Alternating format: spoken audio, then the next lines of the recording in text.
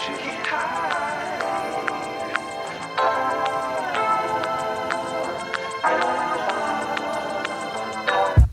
you got to start early. Oh, yes. By the way, I'm filming. You guys don't even know. I just hit play. Oh. So the people know this is real. You guys are very cute. Welcome Toya, and welcome Ahmad to the Sober Butterfly podcast. Thank you so much for coming on today. And you both stood out to me at Podfest. I got to shout you out because you bought me a non-alcoholic drink at this after party that was at the conference, and I was just so appreciative. It came out of nowhere. I was about to leave, and then Toya ran up to me and she's like, "Oh, wait, you can't leave. I have a drink for you." And I just thought it was so sweet how you thought about me, because I think often, and Ahmad is sober, so maybe you can also speak to this, Ahmad, like sometimes in social settings specifically, you kind of feel left out. Like you kind of feel like the forgotten, like, you know, like there's nothing necessarily here for me, but I can't express how much that really meant to me. Like you went the extra mile to like look out. So I really appreciate that. Of course. Yeah, that's your gift, Toya. Always helping people out. Like that's her thing. You know, she's always looking out for people. And when I found out that you didn't drink alcohol, I was like, what? I'm not alone here? Because he's always out here. I'm always the only one, you know? So I thought it was really cool knowing that someone who is open to drinking non-alcoholic beverages, you know, like a Heineken Zero, you know, because sometimes you carry that around, you know, people might give you a funny look. Yes. But I was like, okay, well, now two of us are getting the funny looks, you know? So I was joking last week on my show, because I was like, I want to walk around all day with a name tag like we had at the conference that just says, "Hi, I'm sober," because my podcast has the name Sober in it, so people automatically know that I'm talking about sobriety, which is really nice, and it kind of lowers people's defenses. And I don't think that we would have found that connection had I not worn the name tag, because like you said, like you don't know who's sober, like you don't expect people to be sober, but immediately you were like, "Whoa, you don't drink? I don't drink." And that was just so amazing, like to make that connection, especially because like in a big event space like that, like for sober people, that can be a little ostracizing. It can be isolating. And I always tell people, like, people are sober for a variety of reasons. I myself use my platform to advocate for the various reasons in which people are sober. I'm very candid about my struggles with addiction. That's why I'm sober, and like how much sobriety has heightened my lifestyle and optimized everything and made me healthier and happier. But I'm curious, Ahmad. So Ahmad is sober. What led you to sobriety? Like, I'm very curious to learn a little bit more about your story and your history. Wow. So first, your story is always the most powerful story of all when we're thinking about sobriety, because that type of transformation is just phenomenal. And it's always a miracle and a half to be in the presence of someone who has that type of strength. To do that. You know? Thank you so much. First of all, my story is nothing compared to anyone that walks your shoes. Don't diminish it though. Like, don't diminish it. We haven't even heard it yet. We haven't even heard it. So you know, I started drinking like, you know, teenage years. You know, my parents gave me the wine cooler. I was living in Bermuda at the time, and like, hey, you know, you're old enough, you're 13 now, and hey, take a sip, right? You know, it's like, all right, this is good. Take a sip of beer. I'm never gonna drink beer ever again in my life, right? So gross. So I think like that's how it kind of started for me, was just like the little fruity drinks, you know, and I think that's how a lot of us start, right? As you know, kids, when you're young, you know, when you're young. So, but I was never, I think because of that, I never was a big drinker, because I grew up in the house where my parents were social drinkers. You know, they had a couple of drinks before they go to bed every night. But as I got older, I realized that I didn't drink as much as they did. Like, they were daily drinkers, but they never really got drunk.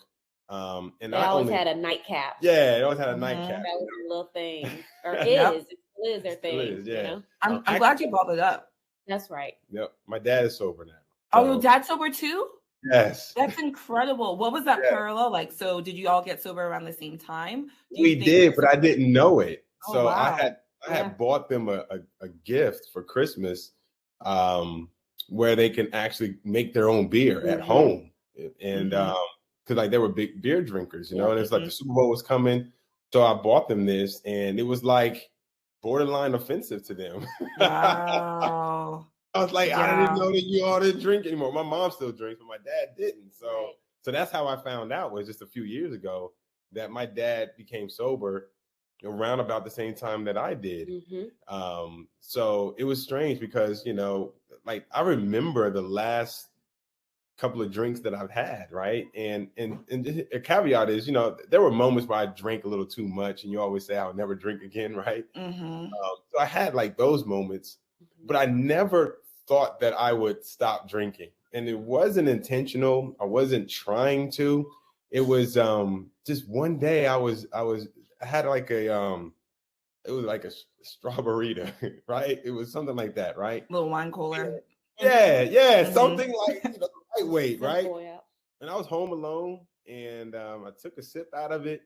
And Nadine, I promise you, I feel like it was like I had a panic attack.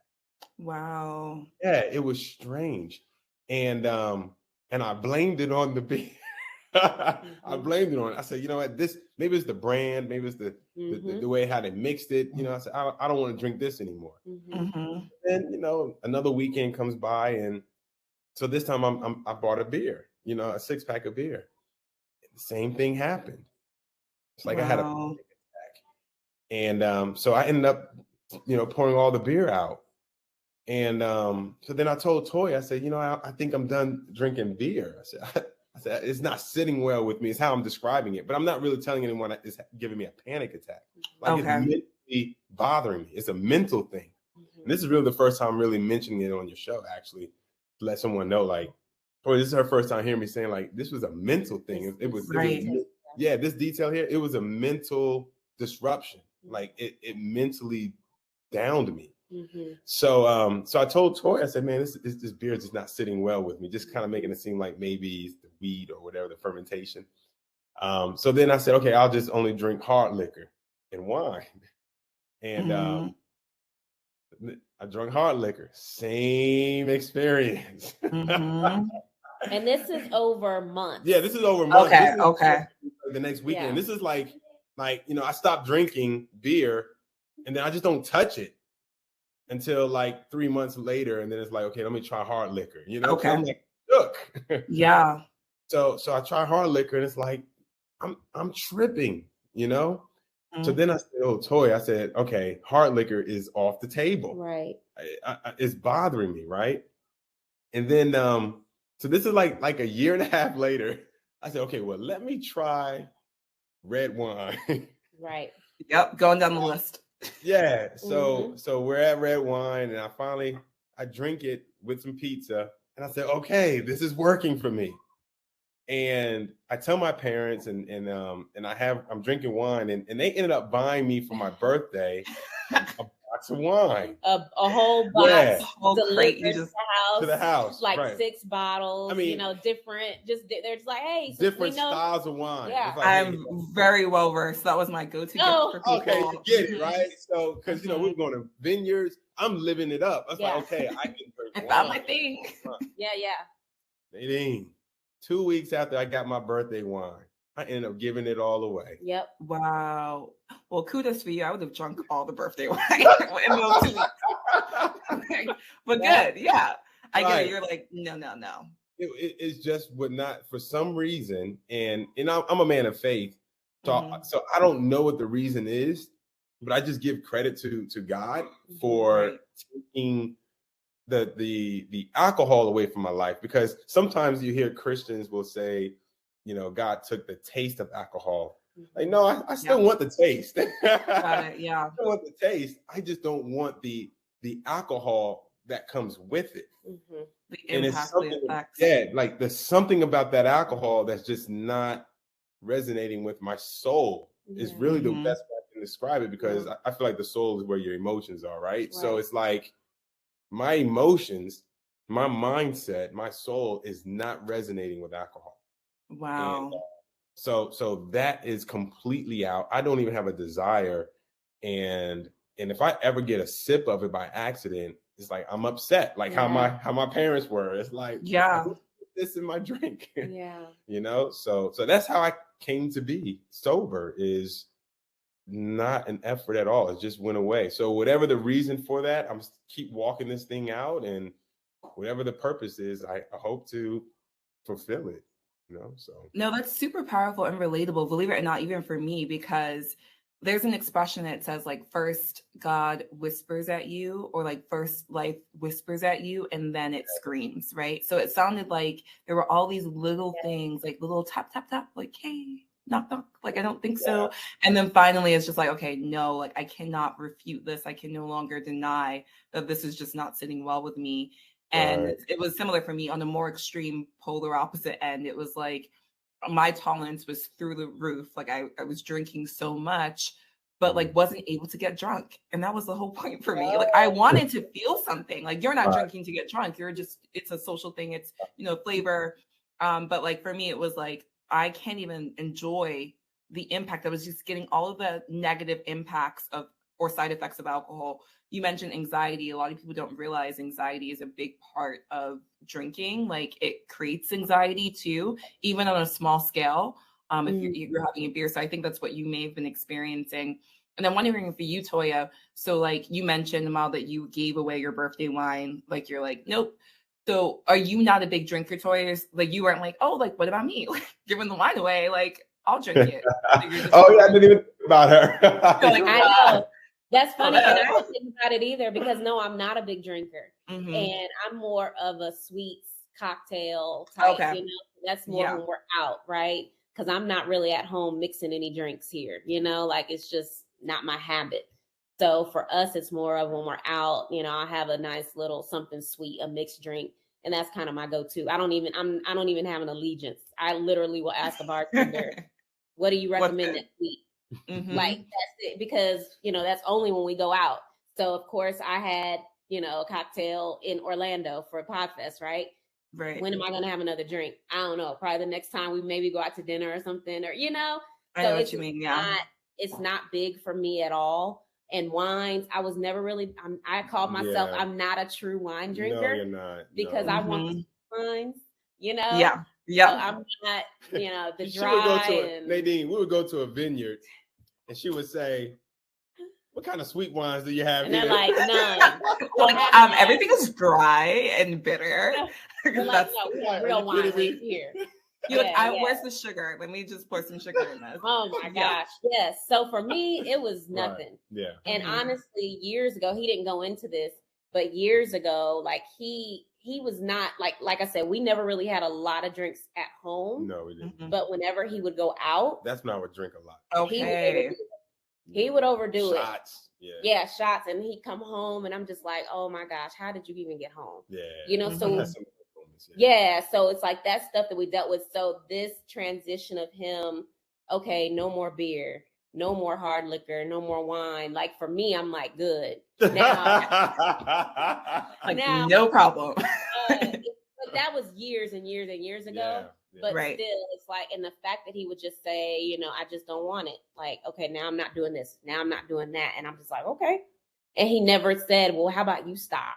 You know? Okay. Like he never put that on me. But again, I could not drink really. You know, it's just a social thing for me. Like literally when we're out. And that's it. And keep in mind, like this 2-year process of me realizing that alcohol is, you know, is no longer a part of my life as I'm draining it out of my life. You know, I'm being very sensible. I wasn't getting drunk or anything like that. Right. So that's what I'm saying. It's like I could have maintained that level of drinking, you know, because I was much more mature and I was handling alcohol much better. It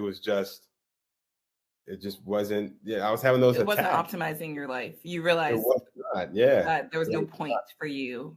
It was not. Yeah, it was something that you know, there's circumstances out of our control. You know, I wish the lottery would, you know, be one of those things, but alcohol just happened to hit the jackpot in my life to leave, you know? So, yeah, man. So it sounded like a natural progression that led you there. Being from the islands, do you feel like just in your environment, you saw more of that happening? Now, I did go to college. Okay. So, so college exposed me to, you know, that binge drinking, if you will. Like, that's when I was introduced to, you know, taking shots and different types of alcohol and mixing drinks and You know, I call it drinking to get drunk, like to feel something. Drinking to get drunk. Yeah. And that led from college through my early years in my radio business, you know, because you go to, you know, you're drinking as a competition with the DJs, you know. So it's like, you know, the DJs are at the bar. I'm hosting the club. So we're all going to see who's drinking, you know, the most under the table, you know. And so yeah, almost like bragging rights, a rite of passage. Yeah. And I'm respected. I was, you know. Oh goodness.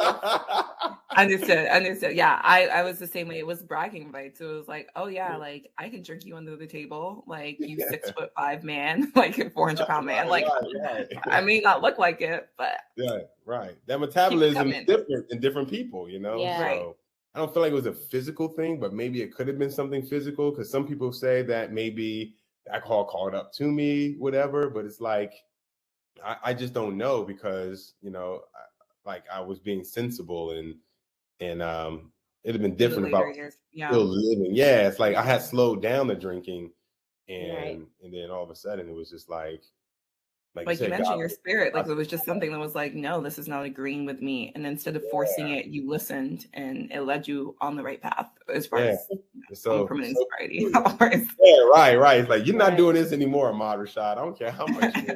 Exactly. What about you, Toya?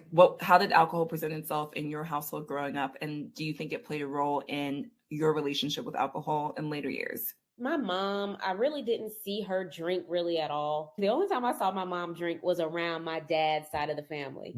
Okay. They're the fun side, the crazy side. Oh man, my dad's side of the family, they always had alcohol. They was always sipping something. You know, you had uncles that would talk all night because they've been drinking. They would literally be up all night talking. But now my dad, though, I would just see him really drink beer. But around his family, you know, he might have some hard liquor, right? Okay. Just some straight, you know, dark liquor or something, but no abuse. I really didn't see anything like that. And I wonder if it would be different if we lived with my dad's family because they were all in a different state. So that would be us visiting, you know. It was always party time. So. It's party time. Understood. From out of town, right? So I just wonder, you know, I don't what know their day-to-day actually look like. Right. Yeah. So we were here in Texas and it wasn't really a lot of people here. Yeah. So it was kind of us and a couple other cousins, but that was it. Majority of the family was in other states. Yeah. Your mom really doesn't drink. I remember when I first met you and your mom, like she had this bottle of Southern Comfort. And it was like Toya and I met 19 years ago. Wow. Bottle today. Sorry, I didn't mean to be like, wow. You don't look like you met 20 years ago. Oh, we met in high school. In high school? You're funny because you told me your meat story. Just go with it. Just go with it. Okay. Yeah, just go with it. I met in high school. Yeah, we'll just leave it at that. Yeah. Both of your parents were responsible drinkers, essentially. And so how did the trajectory of your relationship change from meeting 19 years ago to now and thinking about the presence alcohol played? Because I know you mentioned briefly, Toya, that like there were times in the marriage or in the relationship where you were going out more, Ahmad, and you would also mention like, you know, you'd be more on the scene and it was almost like bragging rights, just sort of the culture to like turn up and party, take shots. So like thinking about that, like what was the shift in the relationship and removing alcohol? How did that change your relationship or your marriage? Yeah, I mean, obviously, you know, I was more productive in the home, you know, during the weekends. Because I was pretty good Monday through Thursday, half a day Friday. Yeah.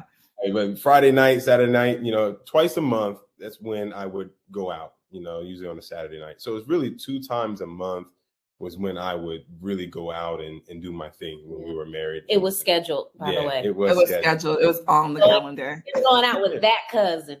Oh God, not that cousin. That cousin. Yeah. Not that cousin. Here we Party go. in the box. That's what they said. Party in the box. Party in the box. Oh Man, you know? So basically, like during the week, you know, I took care of my business. So that part was pretty solid. And then in the weekends, we would spend time with family, whatever, and I wouldn't even drink that much. So it was really just twice a month, That 2 cousin Saturdays a came around. month, is when I would just get loose. And I felt like, you know what, I'm a good dude, I'm doing the best I can. Hey, why not, But I think even though it was just those 2 times in the month, they were so dramatic because I would come home at 3:00 in the morning and I would smell like, whatever. Ugh. And that stuff lingers over the next 2 weeks, Man, Yeah.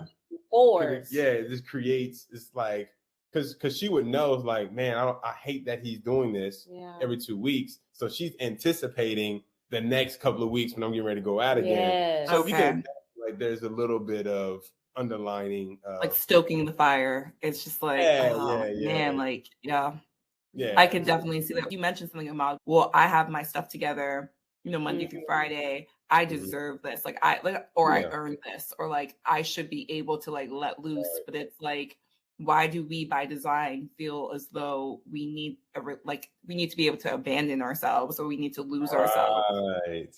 So yeah, from your perspective too, Toya, like what was going through your mind when you saw those 2 circle calendar dates, like those Saturdays? So I would have my girl moments, and I call it, because girly moments where it's just like, if you stay home, then or just things Other like negotiating. that. And I'm trying to figure, and I'm just getting irritated, Yeah. And it's this Saturday we going here, we're gonna do this, we're gonna, and it's just like I would just get irritated. It would always be an argument, but then he'd be like, I mean, I'm good, and that whole thing where it's just like, I've been good all week and going to work, doing let me just let loose with my cousin. And I'm just like, fine, but because I didn't do that, so it's just like I kind of got my feel of going out to clubs, but it's like now I'm kind of over it. Like I just want to kick it with him, Right. And so, but he's just like, well, let me kick it with you, but then I need to have my night with my cousin. So it's just really frustrating, because that's not what I enjoy.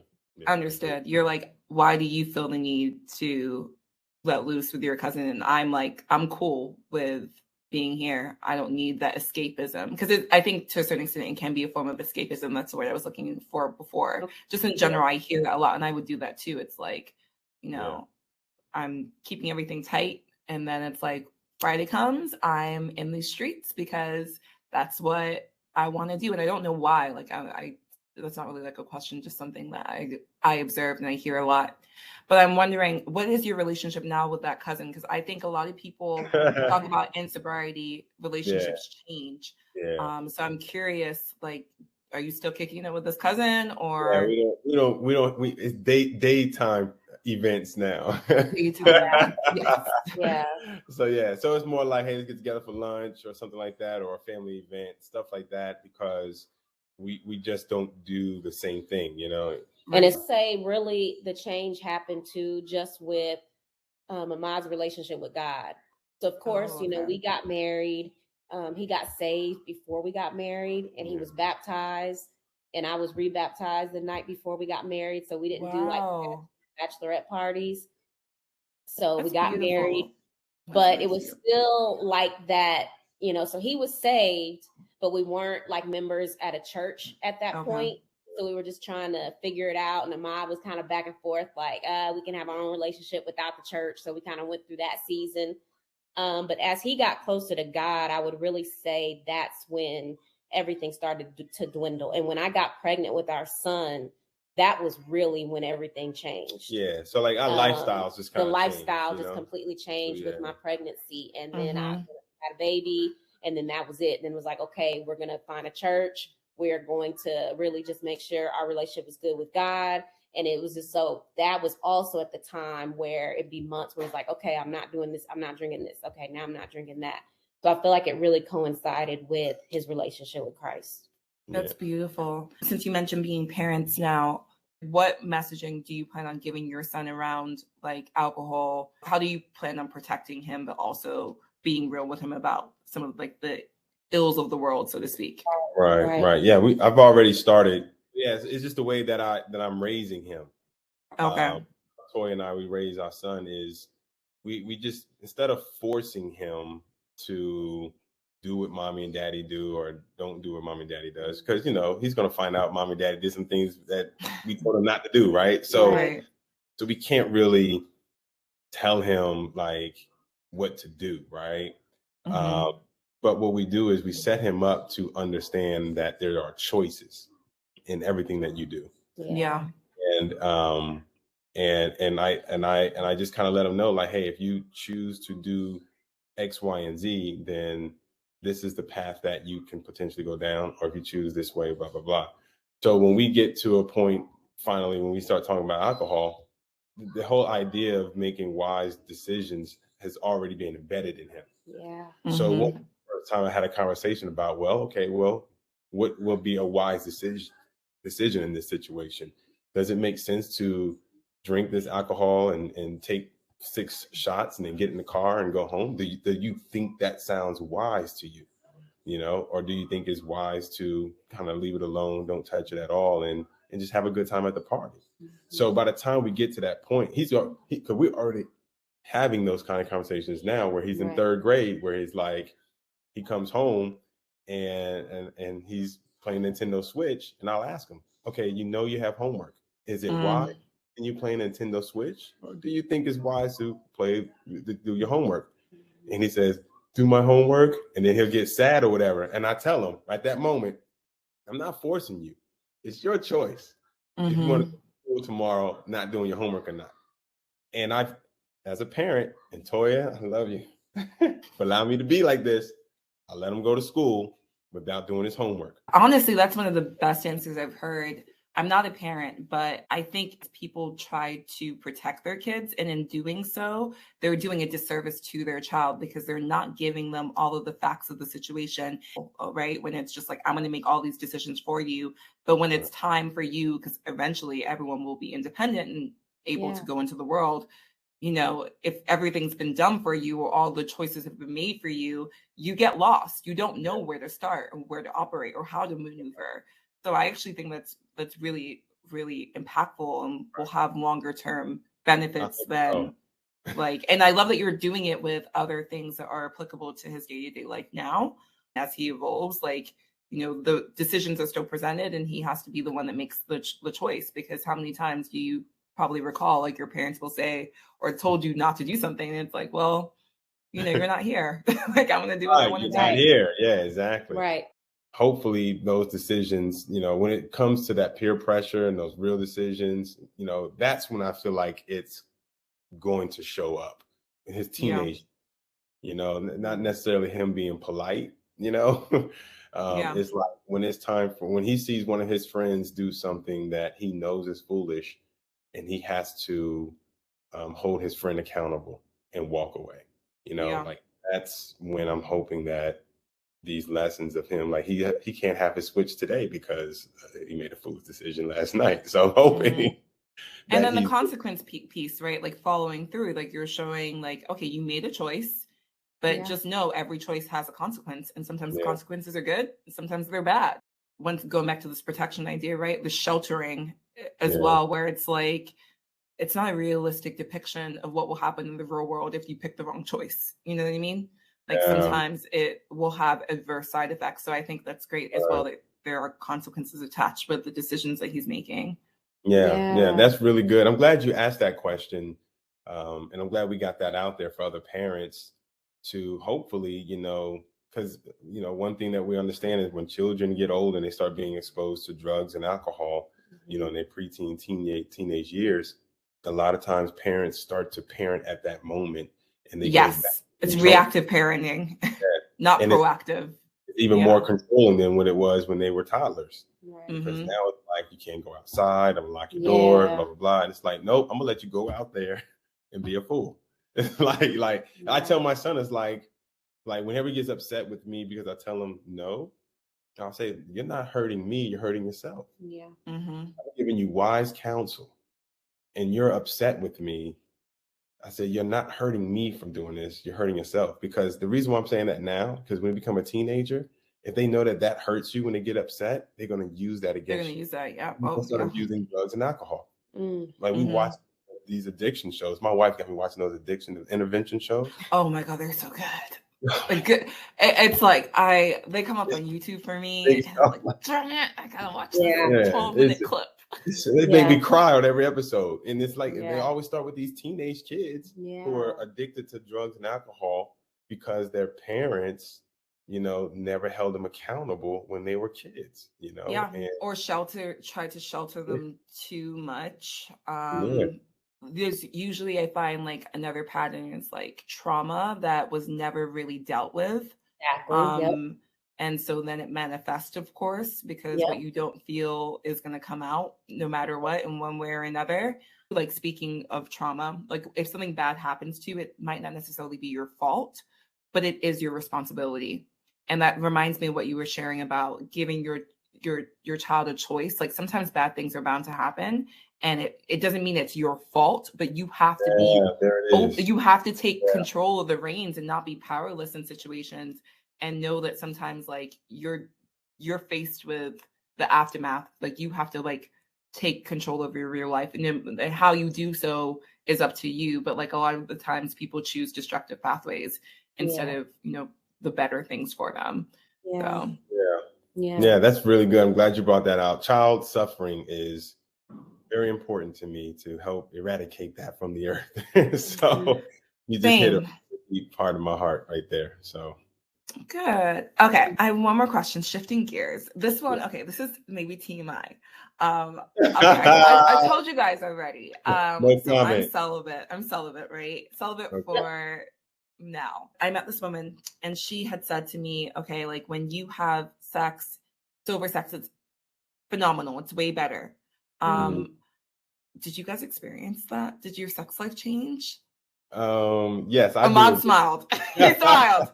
Sorry, this is TMI. I'm just very curious. I hear that, like, it's better because I myself, I share this. Like, I have had more drunk sex than sober sex in my lifetime. So I just don't always know. Like, I'm looking forward to something, but I also don't know if it's true. So I'm just curious from someone who has been on both sides. Like, what do you think? Right. I'll have a two-part answer, but I'll let you go if you have anything you want to say first. But most of mine has been sober. But even with him, like, have you noticed a difference? Like, more present? Yes. Okay. Well, yes. Because again, it was years ago when he would be drunk, right? Yeah. So yes, it's a lot. Yeah. Yes. Yeah, That's good. Much more conscious. I'm much more present. Right. That's what I'm saying. Yes, to all of that. You're not passing out. Right. Stuff like that. You know what I'm saying? And, starting the party and not finishing, just walking away. Like, okay. Or maybe you gotta, you throw up or something like that. Oh no, not that. Oh my God. Like, no, there's a lot of, and this, like, I've read a lot of articles about how drunken sex is just not as satisfying as sober sex. So there's like the science that backs it up, right.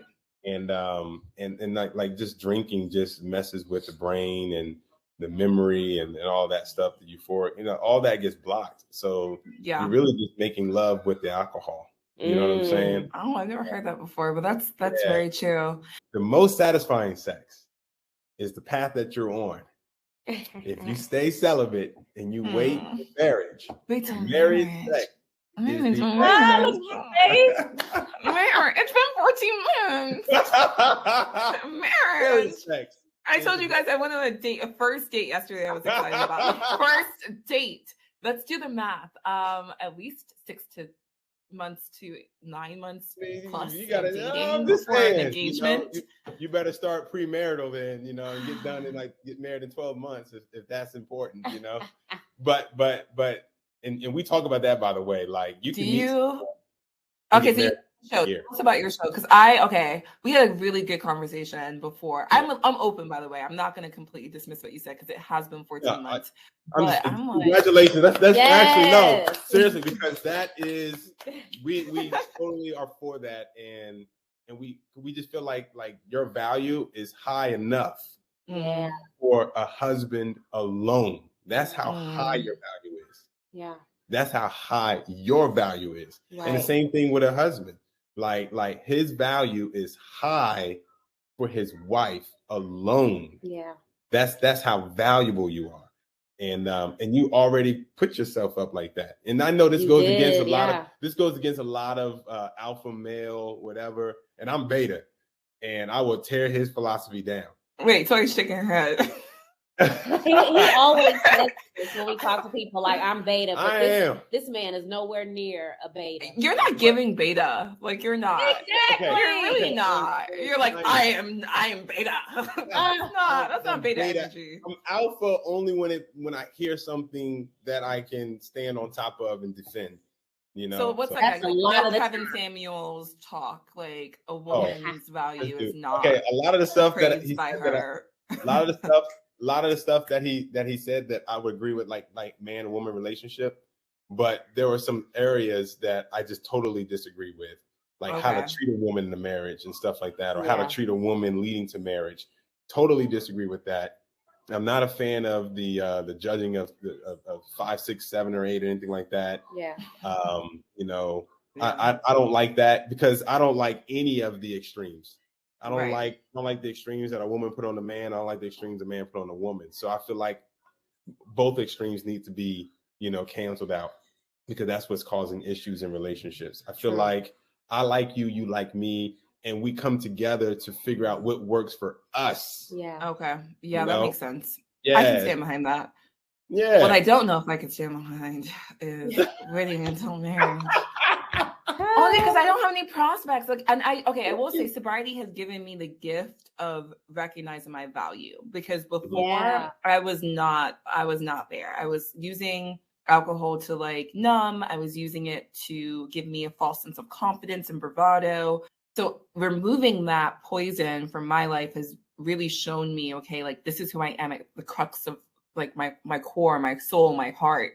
And I have more self-confidence. And okay, this is where it gets tricky, because I want to believe. I know it's true. I just don't know if I'm strong enough, if I'm being honest with you. Because I'm like, I worry. This is my fear. So it's already enough, not a strike. Because, like, for example, the guy I went out with last night, he was actually like really excited. He was like, I'm so glad that you're not drinking, and I'm not drinking. This is great. Yeah. But for most guys, it can be a strike. It can be a turn off. Fine, that's okay. They're not meant for me.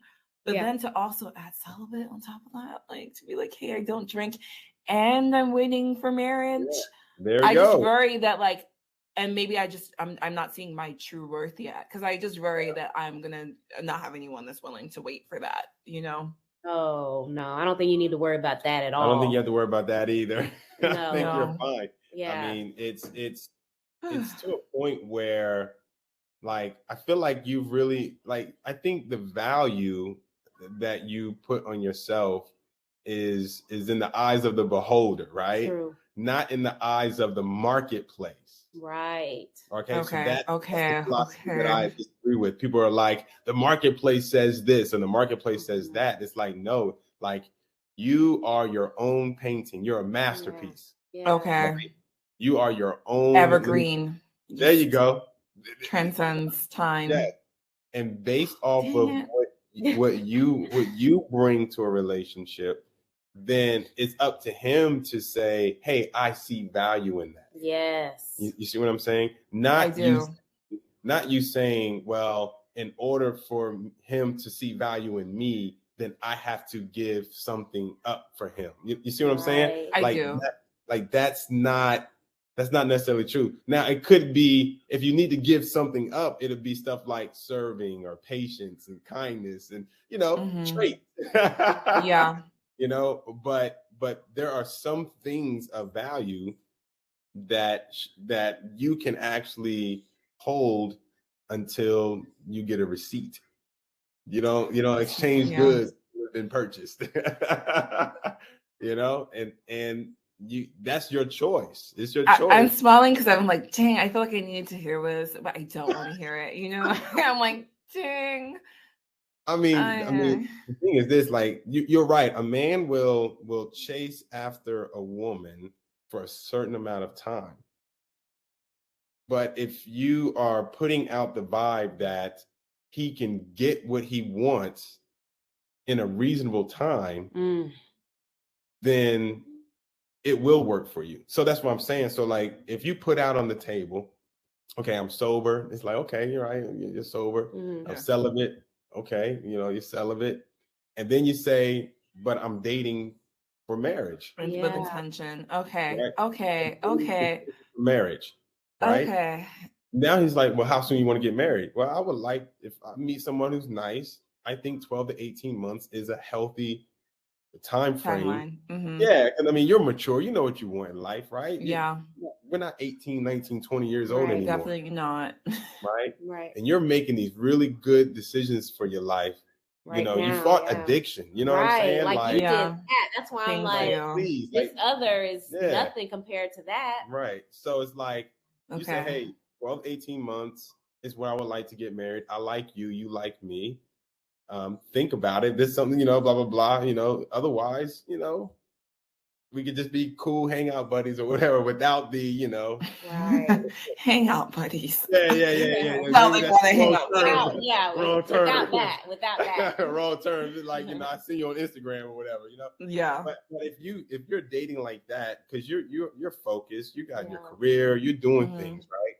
You don't want to deter any of that for the wrong person. Wasted energy. Yeah. Right. Because I mean, you could think about it. Your celibacy that you've done for yourself for whatever reason. It's circumstantial.